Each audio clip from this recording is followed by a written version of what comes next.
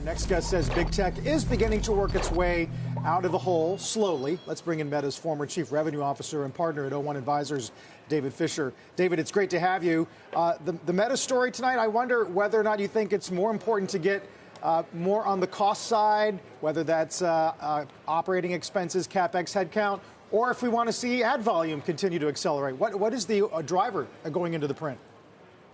Well, I think there'll be a few things to look for in the earnings call later today. One, as you said, is the cost cutting. They've obviously come out and said a lot on that, and lots, not just the downsizing in terms of layoffs, but reduction in the number of projects. I think a better focus and prioritization, and as difficult as this period is of cost cutting, that will probably be healthy in some ways.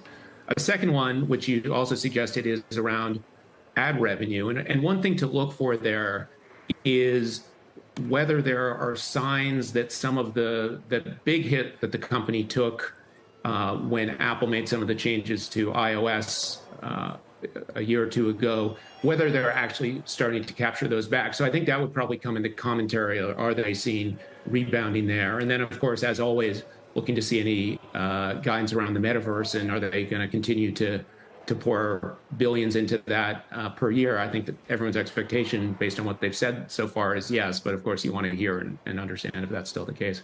The Journal reported the other day on what Zuckerberg told employees, and he said, we shouldn't expect more than 1% to 2% headcount growth really from this point on. And his line was, where we are in the efficiency that we're able to get from new technologies, that's probably the right model.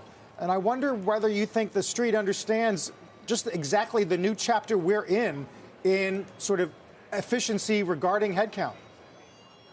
Well, I think my guess from the reaction we've seen from the street is I think there's certainly a lot of focus on this, but this is really an evolution. I mean, these are new stages, certainly for Meta and for a lot of these companies that they're going through, and all the focus on efficiency. It's not that it was never there before, but I think in some ways it's return to roots of a lot of startup companies when they start and when they're successful in the ways that the types of names that we're talking about today have been. It's usually by pretty relentless focus and prioritization. And what I think happened over the last few years in a lot of companies, certainly at Meta, with the low interest environment and a lot of growth, is something that I might call corporate FOMO, where it was sort of yes and should we do this other project? Should we take a flyer on something else?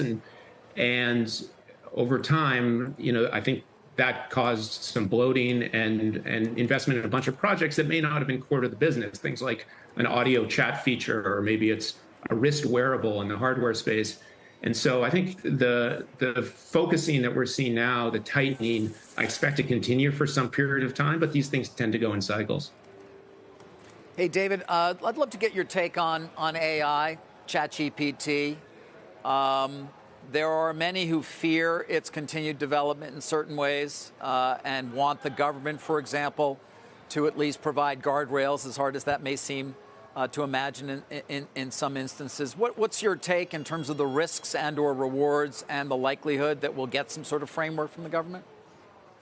Well, I think one of the things that's incredibly exciting about what's going on with the type of generative AI that ChatGPT is probably the best example of right now is just how fast it's developing, the pace of change. And so in that sense, I think the mood that was in Silicon Valley a decade or two ago, certainly during my time there, which is, we're here to make the world a better place, and if left to our own devices, good things will happen. It's hard to have that point of view right now. And the pace of change in ChatGPT and generative AI, I sort of have two takeaways from that. One is you really can't anticipate where we might be, a year or 2 years down the road. It's incredibly exciting, and we know it's probably going to be really hard to predict. And two, there are going to be mixed results. There's going to be a lot of great stuff that comes out of this, and there's going to be some problems that come out of it. And so I do think the type of conversations that are being raised in the public sector and the private sector are healthy. And I hope that the private sector can find some balance in working with the government to find some sort of sensible, whether it's self-regulation or other form of regulation.